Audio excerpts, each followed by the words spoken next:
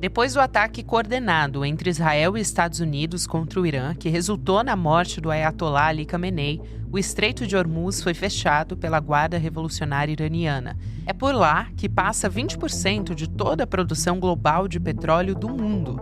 O Irã anunciou que vai incendiar todos os navios que cruzarem o Golfo Pérsico em direção ao Oceano Índico. A declaração eleva o conflito a um novo patamar. A guerra no Oriente Médio se torna imediatamente um problema econômico.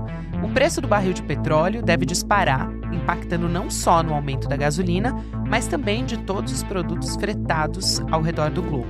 Isso pode gerar inflação nas economias e trazer efeitos desastrosos a curto e médio prazo. O Brasil já pensa em alternativas para conseguir escapar de uma possível crise.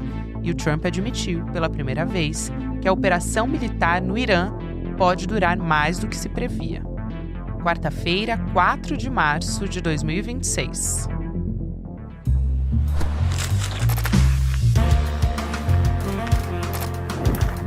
Sou Gabriela Varela, esse é o podcast Detalhes, e aqui mais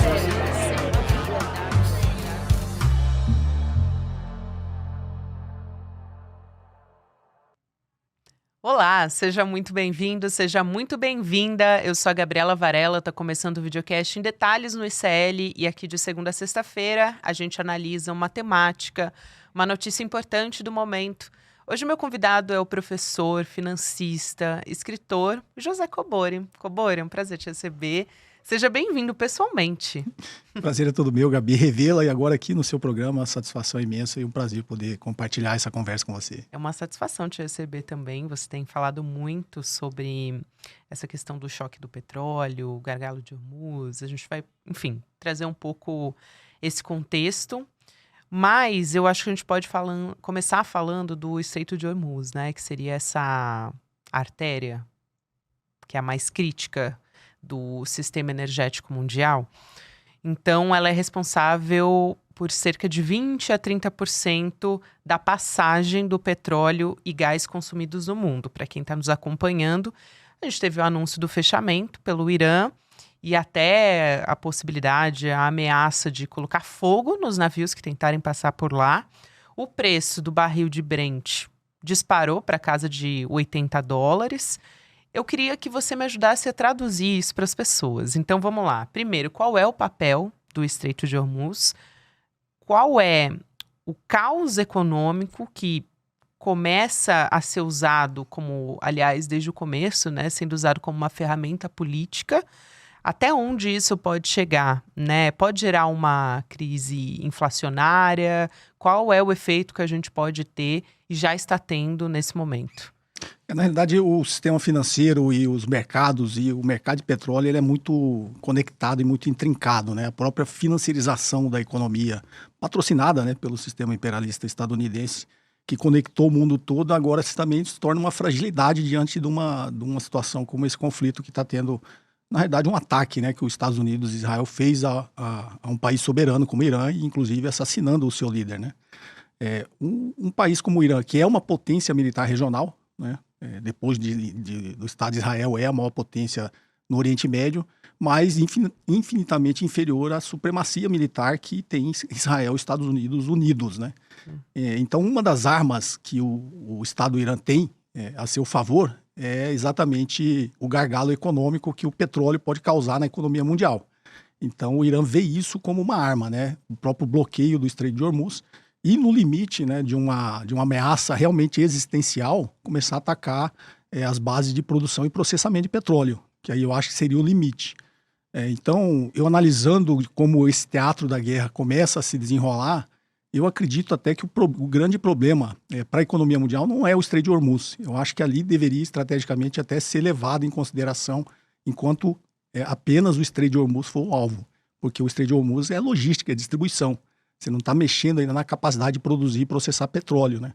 Então, eu não sei até que ponto a estratégia dessa aliança entre Estados Unidos e Israel é inteligente de tentar realmente, no limite, impor uma supremacia militar e desbloquear o estreito. Porque aí você daria o próximo passo para o Estado agora, no aparelho estatal descentralizado, após o assassinato do Khamenei, né, da liderança suprema do Irã, aí o único passo deles seria começar realmente a atacar as bases de processamento e produção de petróleo. E aí é um problema muito maior para a economia mundial. Até o Catar interrompeu na segunda a produção de gás natural depois de ataques iranianos nas instalações do Catar, né? E o Catar corresponde a cerca de 20%, na verdade, da oferta mundial do GNL. É um fornecedor Sim. crucial para a Europa, para a Ásia. Então, isso pode ter consequências. Acho que a gente está começando só a ver essa movimentação, né? Falando especificamente do GNL nesse caso. Eu acho que foi um grande erro, né, do Estado. Israel não, porque Israel tem um componente ali também de uma coisa meio megalomaníaca, messiânica, de criar realmente o que eles chamam da Grande Israel, né, que dominar ali do Nilo ao Eufrates. Os políticos israelenses, até quem faz oposição ao Netanyahu, já colocou isso como um objetivo, né? Então Israel tem esse objetivo de ser a hegemonia no Oriente Médio. Me parece muito errada e, desculpe a palavra, até idiota, a decisão dos Estados Unidos ter entrado nisso. Porque a gente já vê sinais do próprio Estados Unidos, obviamente com mentiras, né?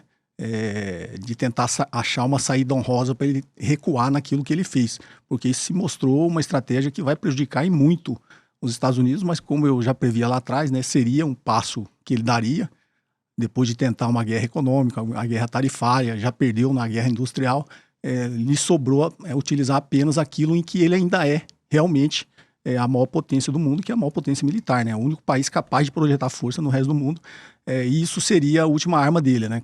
A gente brinca, nenhum império cai sem atirar. Então ele deu esse tiro agora, mas um tiro, do ponto de vista estratégico, extremamente equivocado. Tentando atrasar o declínio, né? Seria Tentando atrasar. uma ferramenta.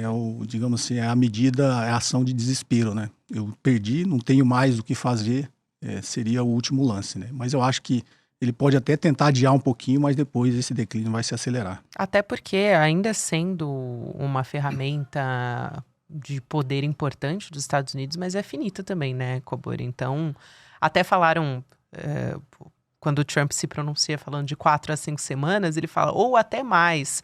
Mas até ele tá meio que alinhado com os analistas, dizendo, olha, acho que os Estados Unidos não conseguem mais do que esse tempo atacar o Irã. E talvez não esteja... num primeiro momento, não tivesse ideia da consequência que isso poderia ter, né? Ou até subestimou o Irã, o poder de resposta do Irã a esses ataques, né? Quando eu falo assim, sob o ponto de vista estratégico, talvez, assim, existe muita teoria por trás do porquê os Estados Unidos teriam entrado nisso, porque uma grande parte dos próprios especialistas e do próprio Pentágono orientava que não seria tão inteligente entrar num conflito em que você não consiga resolver de forma muito rápida. Então você vê que no primeiro dia o Donald Trump atacou e já foi na televisão dizer que aquilo seria muito rápido. Agora depois ele falou que pode levar de 4 a 5 semanas. E quando o Donald Trump começa a twittar, né, ou na rede dele, na Truth Social lá, dando muita justificativa, a gente costuma dizer isso. Quando que a pessoa está se justificando é porque realmente tem um problema, né? Então os analistas militares diziam que os Estados Unidos não teria capacidade, né, de uma cadeia de suprimentos para sustentar um esforço de guerra. E isso, na verdade, já era bastante claro, né? Porque quando os Estados Unidos abandonou a Europa e disse que ela tinha que cuidar do problema do conflito na Ucrânia, e aquilo já era um sinal que não só a Aliança Ocidental como os Estados Unidos não tinha capacidade de ficar alimentando a Ucrânia com equipamentos e munições, né? E agora entrar num conflito contra o Irã, tudo bem que eles têm uma superioridade tecnológica muito grande, mas é um conflito completamente diferente, né? E o Donald Trump parece que hoje, né, colocou nas redes sociais dele que justificando que eles têm munição, têm muito armamento, têm como sustentar. Para que você está se justificando se você tem, né? Então isso é um grande sinal que realmente não tem. E a guerra, essa guerra deflagrada contra o Irã, ela é muito assimétrica a favor do Irã. Essa simetria de poder tecnológico e militar que os Estados Unidos julga ser a sua vantagem, na realidade é a sua desvantagem, né? Porque matematicamente e economicamente é uma guerra muito assimétrica. Porque o sistema de defesa muito avançado tecnologicamente também é muito caro, né? Então, cada míssil daquele de interceptação de defesa aérea custa 4 milhões de dólares ou mais. E um drone de baixa qualidade tecnológica, mas que atinge o seu objetivo, custa 50 mil dólares, né?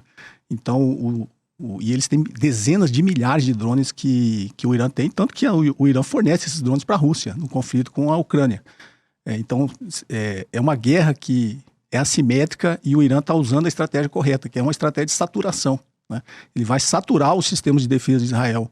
E no quarto dia já está se mostrando, dando resultado, né? Porque o jornalismo independente que manda informações de Israel, que a mídia tradicional não manda, já demonstra que várias cidades, inclusive Tel Aviv, em Israel, está sendo atingida por mísseis iranianos. Então eles mandam esses drones de baixo custo de produção, satura o sistema de defesa e depois mandam realmente os mísseis hipersônicos. Só que o sistema é inteligente, mas ele não é capaz de identificar que aquele drone que está vindo custa $50 mil e depois vai vir um míssil hipersônico que vai te atingir. Ele, na realidade, é uma estratégia que realmente é de saturação. Então isso está se mostrando muito vantajoso para o Irã. E os Estados Unidos não vai conseguir sustentar esse esforço de guerra durante muito tempo. Os analistas, não coincidentemente, o Donald Trump falou que ia durar 4 a 5 semanas.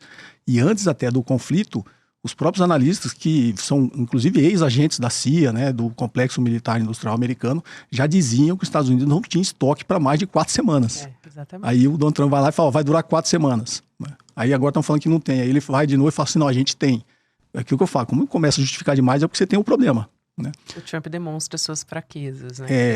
E a estratégia de decapitação da liderança também se mostrou equivocada. Eles acharam que iam matar o Khamenei e aquilo ia gerar uma convulsão e uma revolução e uma derrubada do governo, né? E uma mudança de regime. Na verdade, gerou efeito contrário, né? Gerou efeito até porque uma república islâmica, né? Aquilo, e o Khamenei, até que se prove o contrário, me parece que aquilo foi inclusive deliberado da parte dele, né? Ele tinha 86 anos.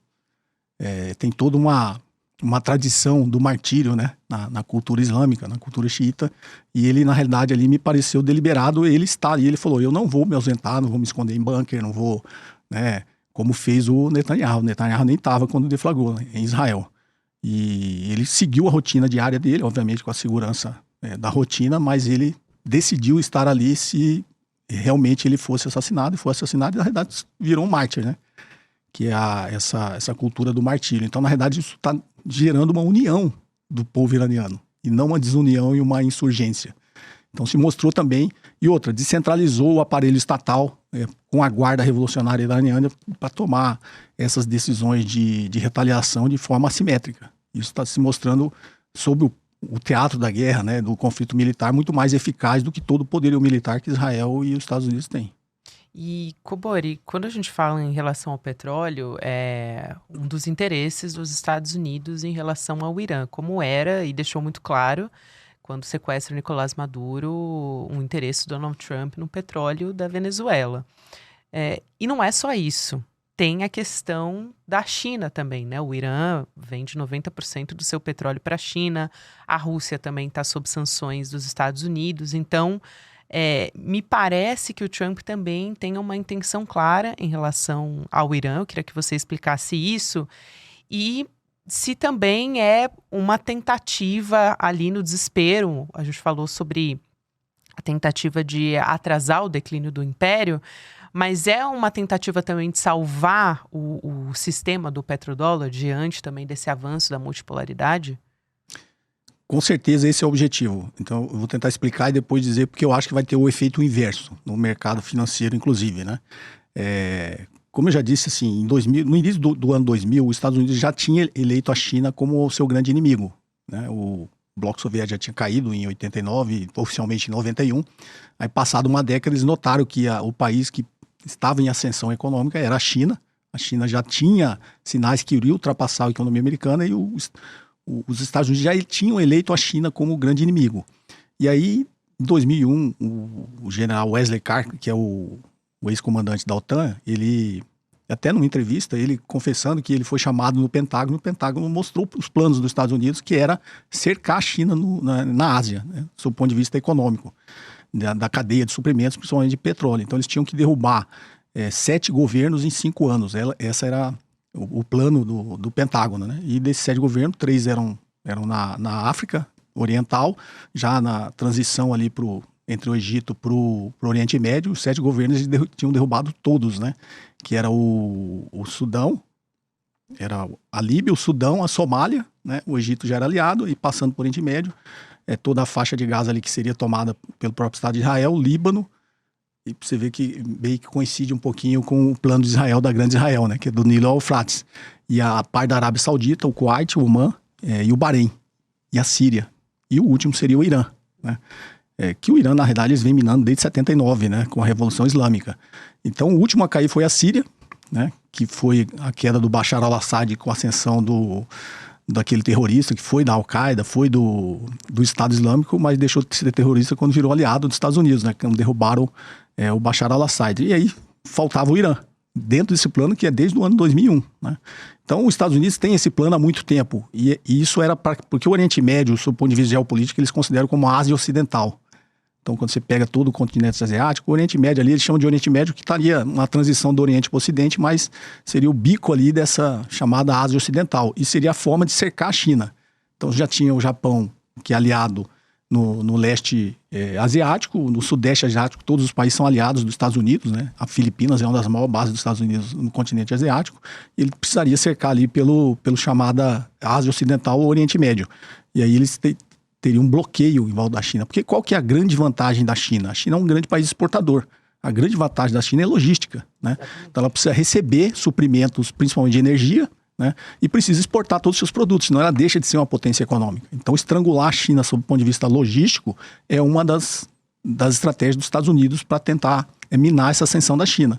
Então o Irã, ele não só é estratégico, porque é o que equilibra as forças ainda, apesar de ser o único contrário ao sistema, a Israel e ao sistema imperialista estadunidense, é uma grande potência na região, é o único que ainda equilibra as forças ali, e é uma passagem da rota terrestre da nova rota da seda, né? Então é extremamente estratégico que aquilo esteja sob o domínio americano, né? Ou sob o domínio de Israel. Então o grande interesse lá é exatamente esse, bloquear a China dominando a Ásia Ocidental. Só que me parece que isso vai ter um efeito contrário, né? Porque também, eu costumo brincar, a primeira viagem do Donald Trump nesse segundo mandato dele foi para a Arábia Saudita. Foi justamente para renovar o acordo do petrodólar, né? Para quem não sabe, o petrodólar foi o que os Estados Unidos criou depois dele abandonar o padrão ouro. Ele abandonou em 71, teve toda a crise do petróleo até 73, né? E aí eles derrubaram o monarca, o líder da Arábia Saudita, e aí quando entrou um monarca alinhado aos Estados Unidos, eles viajaram, o Nixon, né, viajou para lá e fez, até o professor Michael Woods, que ele falou que ele participou até dessa comissão, que é um economista que eu respeito muito, tem várias obras, e ele é notadamente um socialista, né, dentro do sistema americano. E ele relata, né, como teriam sido essas reuniões. Então foi uma forma de estabilizar o valor do dólar, porque agora, sem a conversibilidade em ouro, o mundo ficou instável, o dólar ficou instável, porque agora eu vou acreditar em quê, né? Só no governo americano. Então esse acordo petrodólar foi a Arábia Saudita, né?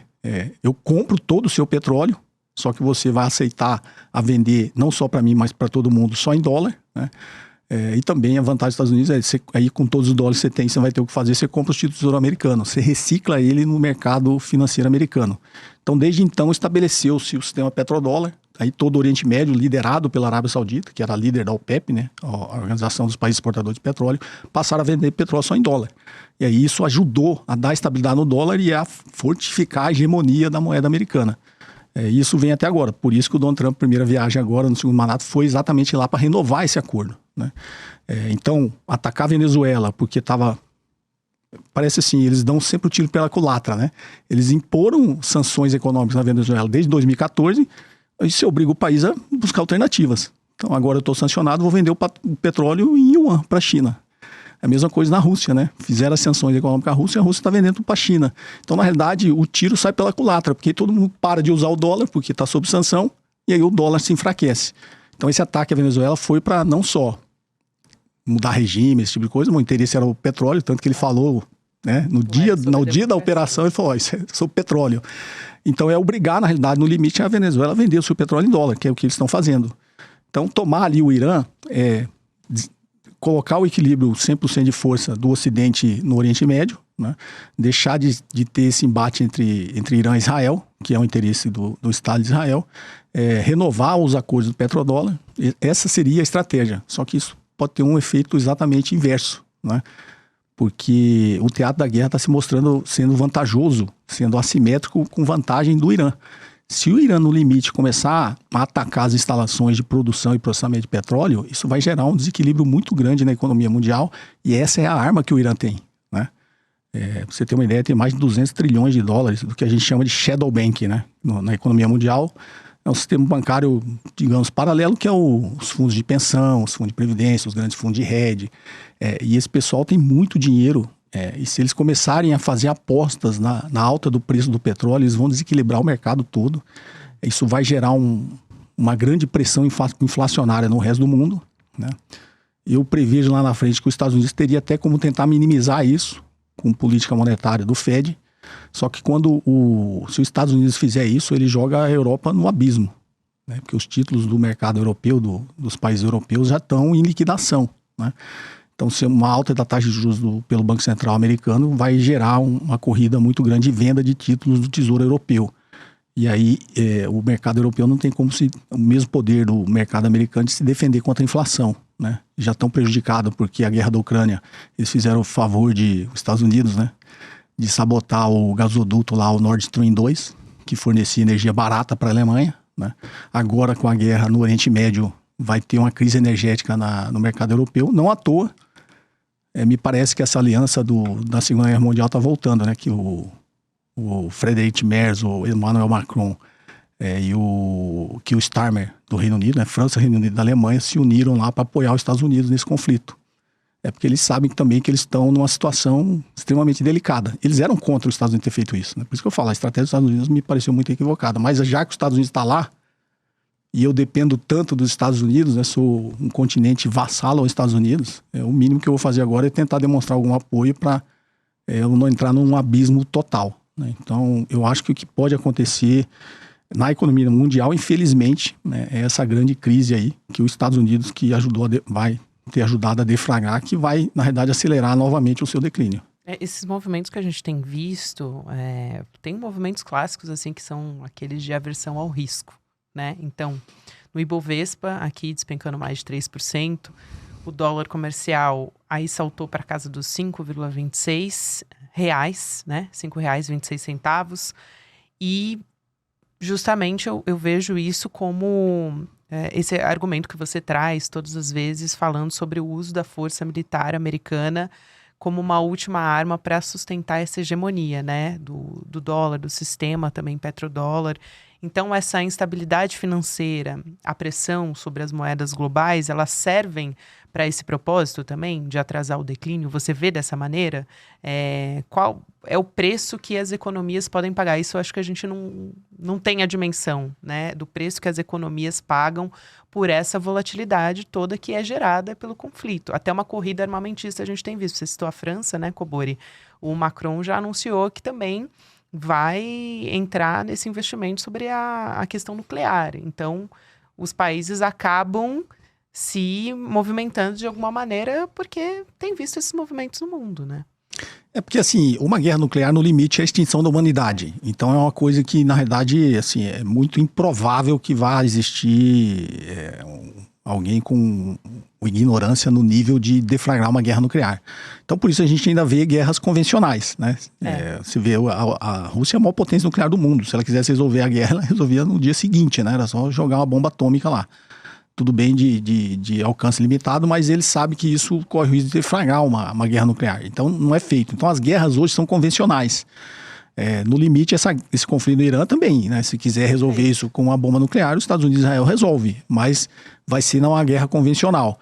E aí, na guerra convencional, eles vão perder. Porque aí, eu diria assim, existe muito mais estratégia e inteligência militar numa guerra convencional do que na guerra nuclear, né? Na guerra nuclear, porque o Irã já tinha topado não Exatamente. avançar com o enriquecimento de urânio. Exatamente. Mesmo assim foi atacado. Exatamente. Mas aí você vê que o quanto é necessário você ter um armamento nuclear, né? Se você tivesse, não estaria sendo atacado, né?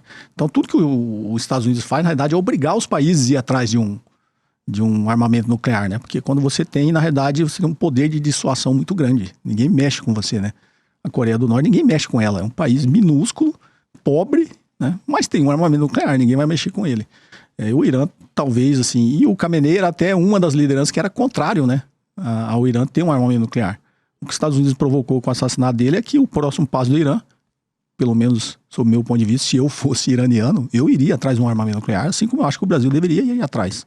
Você passa a ser mais respeitado e a sua diplomacia passa a ser mais eficaz, né? Que a diplomacia, ela acaba quando você se demonstra fraqueza, né? E, infelizmente, no mundo militar, o poder de dissuasão maior é você ter um armamento nuclear. E aí isso desperta essa corrida nuclear justamente porque os países precisam ter armamentos nucleares. Então, aquele tratado de não proliferação de armas nucleares, na realidade, acabou esse acordo, né? Ao não renovar e os Estados Unidos continuar implementando guerras no mundo inteiro ou incentivando guerras no mundo inteiro, na realidade o que ele está fazendo é o inverso, né? É fazendo com que os países adotem uma corrida atrás de um armamento nuclear. Isso é péssimo para a humanidade, né? Então, na realidade, acho, assim, sob o meu ponto de vista, olhando a história, que a gente tem que torcer para que o Império Americano realmente acabe, mas acabe de uma forma... infelizmente, nenhum império cai sem atirar, né? Mas que acabe de uma forma, eles chegando, sinceramente, na conclusão de eu sou uma potência econômica. Eu não precisava ter problemas, né? O grande problema dos Estados Unidos é o capitalismo, é o individualismo de que eles querem dominar o mundo sem a hegemonia. Porque os Estados Unidos der um passo atrás e falar, se eu conseguir distribuir toda a riqueza que eu gero para a própria sociedade americana, eu vou ser um país próximo, vou ser um país feliz, né? Assim como vários países nórdicos já chegaram nessa conclusão, né? E para que ser a hegemonia? Né? Para que tentar dominar o mundo? Porque eles têm essa mentalidade de supremacia mesmo, racial, eles têm essa mentalidade colonialista. Não à toa o Marco Rubio, né? Foi na reunião de segurança lá de Munique e falou isso explicitamente, né? Que eles deveriam ter orgulho do passado colonialista. Não coincidentemente eles estão fazendo isso no Irã, né? Eles realmente acham que eles deveriam colonizar ou recolonizar o resto do mundo para que o resto do mundo seja escravizado em benefício das nações europeias e dos Estados Unidos. Exatamente. E acabou de criar um Conselho da Paz, né? Ironicamente. Um Conselho da Paz que ignora direito internacional, que ignora a ONU. Cobor, a gente está chegando ao final, mas eu quero te perguntar sobre Petrobras, que está destoando dessa alta do petróleo, né? A própria Petrobras se pronunciou sobre isso, dizendo que as operações continuam seguras, porque estão usando rotas fora do conflito. Só que o preço pode subir se essa alta for persistente? E aí eu te pergunto sobre isso olhando lá na frente também, porque a gente está num ano eleitoral. Então, se tiver que subir preço de combustível, isso está no radar ou ainda tem muito tempo para acontecer? Está no radar, e assim, por isso que eu ainda acho que o Brasil deu um retrocesso muito grande, né? Quando eles começaram a vender ativos da Petrobras, principalmente de distribuição e as suas refinarias, né? A Petrobras tinha a estratégia que a gente chama do poço ao posto, né? Que era dominar toda a cadeia. E aí ela começou a se desfazer, né? Tanto das refinarias como da BR Distribuidora. Isso, sob o ponto de vista estratégico, é péssimo. Todo país faz o inverso, né? Para dominar a cadeia, justamente para nesses momentos de instabilidade mundial, ela ter o domínio da cadeia e ela poder ter um impacto muito menor na sua economia. Então, acho que a Petrobras fez uma estratégia muito forte lá atrás, obviamente por decisões políticas, né, erradas. Mas no conflito atual, qual que é a situação? Em se fechando o Estreito de Hormuz, ou no limite, né, na ameaça existencial, o Irã começar a atacar as bases de processamento e produção de petróleo, obviamente o preço do petróleo vai disparar, né? E os países começam a procurar outras alternativas, né? E a Petrobras é uma alternativa, não só a Petrobras como a Rússia. A própria China começou a aumentar os seus acordos com a Rússia de fornecimento de petróleo e gás. Está construindo, inclusive, um gasoduto gigantesco lá que chamou Poder da Sibéria 2, né, para levar petróleo e gás até a China. Então, esse conflito no Oriente Médio está dizendo para os países que dependem disso que eles precisam arrumar alternativas. E a Petrobras é uma alternativa. Então, o grande risco lá na frente é a Petrobras sendo alternativa e os Estados Unidos começar a mirar os interesses dele no Brasil, assim como fez com a Venezuela. É isso aí. Obrigada, Cobor. É um prazer te receber aqui no Em Detalhes e no ICL. Pode voltar mais vezes. Vai ser prazer é todo meu. Prazer sempre te ver e te rever. É isso aí, também. Até a próxima. Até a próxima. Aliás, aproveitando que estamos falando das notícias mais quentes, conteúdo novo que você tem de segunda a sexta-feira aqui no Em Detalhes, você pode ter notícias novas chegando diretamente no seu WhatsApp. Você já está no nosso grupo do Zap aqui do ICL Notícias? Se você ainda não faz parte, acessa icl.com.br/grupo, que você vai ficar sabendo das nossas novidades antes de todo mundo. Se você estiver me assistindo pela televisão, também tem o QR Code que está aqui na tela. É só apontar o celular para a sua tela de televisão. E eu já adianto que tem novidade, um anúncio que está chegando por aí e você pode ficar sabendo antes de todo mundo. Então, não deixa de entrar no nosso grupo de WhatsApp. Você também vai poder sair a qualquer momento, mas eu acho que você não vai querer, porque você vai ficar por dentro das novidades, do nosso noticiário também. Agora a gente vai continuar com a nossa programação aqui do ICL Notícias, para você que me acompanha pelo YouTube e para você que me ouve pelas plataformas de áudio. Eu te lembro que tem conteúdo novo de segunda a sexta-feira que você pode ouvir em qualquer momento do seu dia. Até amanhã! Olá, olá, olê, olê, olê, olá. Eu sou o Lindener Pareto, historiador, e tenho um convite especial para vocês para acompanharem o Provocação Histórica aqui nos canais do Instituto Conhecimento Liberta. Toda quarta-feira, às 7h, logo após o ICL Notícias segunda edição, convidados e convidadas que ajudam a gente a pensar o passado, a criticar o presente e a projetar alternativas de futuro para um Brasil diferente, para um mundo diferente. E se no cotidiano dificílimo do trabalho você perdeu o episódio inédito, não se preocupe, você pode assistir também toda quinta-feira a reprise, logo após o Rolê ICL, ao 12h30. Venha para o Provocação Histórica.